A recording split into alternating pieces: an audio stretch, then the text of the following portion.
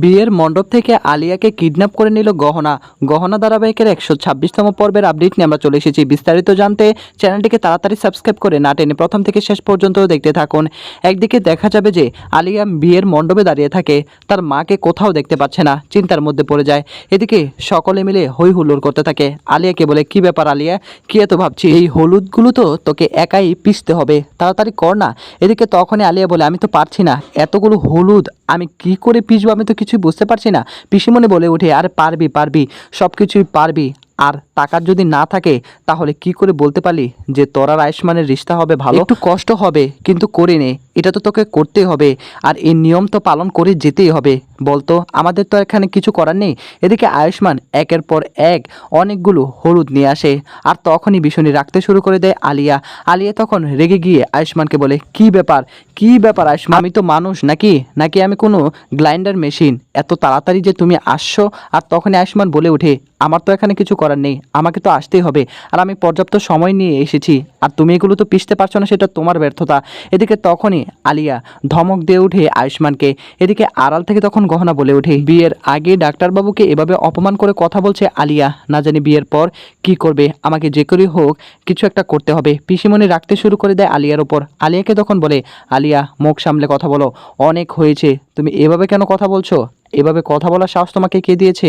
এদিকে আলিয়াকে নানাভাবে কথা শোনাচ্ছে পিসিমণি। আলিয়া চুপ করে দাঁড়িয়ে থাকে, আর কিছুই বুঝতে পারছে না। এদিকে দেখা যাবে গহনা এবং আয়ুষ্মানের মা চিন্তার মধ্যে পড়ে যায়, এখন কি করে এখান থেকে আলিয়াকে সরাবে।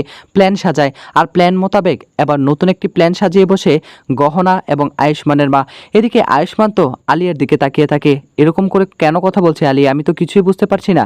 হঠাৎ করে দেখা যাবে আলিয়ার কাছে আসে আয়ুষ্মানের মা। আয়ুষ্মানের মা এসে বলে, তোমার কিচ্ছু হবে না, আমি তোমাকে শিখিয়ে দিচ্ছি কি করতে হবে, এত রাগারাগি করছো কেন? দাও আমার কাছে দাও, কিভাবে পিষতে হয় সেটা আমি তোমাকে ভালো করে দেখিয়ে দিচ্ছি। এই বলে তখন আয়ুষ্মানের মা আলিয়ার কাঁধে হাত রাখে। আলিয়ার কাঁধে হাত রেখে আলিয়ার কাঁধে একটা টিকটিকি দিয়ে দেয়। এদিকে তখনই আয়ুষ্মানের মা চিৎকার করে ওঠে, আলিয়া তোমার কাঁধে টিকটিকি? আর তখনই আলিয়া টিকটিকি দেখে চিৎকার করে ওঠে। সেখানে থাকা সকলে ভীষণই চিৎকার করে ওঠে। টিকটিকি দেখে সকলে ভয় পেতে থাকে। আর এই সুযোগটাকে এখন কাজে লাগাবে, অর্থাৎ গহনা এবং আয়ুষ্মানের মা তো আগে থেকে প্ল্যান করে রেখেছিল।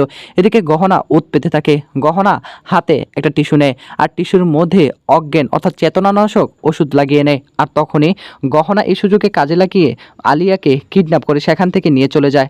আর তখনই সেখান থেকে আলিয়াকে নিয়ে পালিয়ে যায়। আর গহনা তখন আলিয়ার মতো সেজে আবারও মণ্ডপে চলে আসে। এদিকে তখনই গহনা ঘোমটা দিয়ে আসে। সকলে জিজ্ঞাসা করে, কি ব্যাপার আলিয়া, তুমি ঘোমটা কেন দিয়ে রেখেছো? তোমার তো ঘোমটা দেওয়ার কথা না। আর তোমার যে একটু ঝুমকা ছিল সেগুলো কোথায় গেল?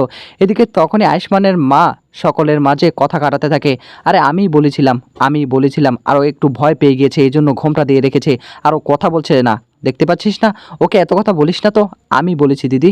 আর এই কথা বলে তখন গহনাকে আড়াল করে রাখে। তো বন্ধুরা, কি হতে চলেছে আগামীতে জানতে হলে অবশ্যই চ্যানেলটিকে সাবস্ক্রাইব করে দেখতে থাকুন আমাদের চ্যানেলে।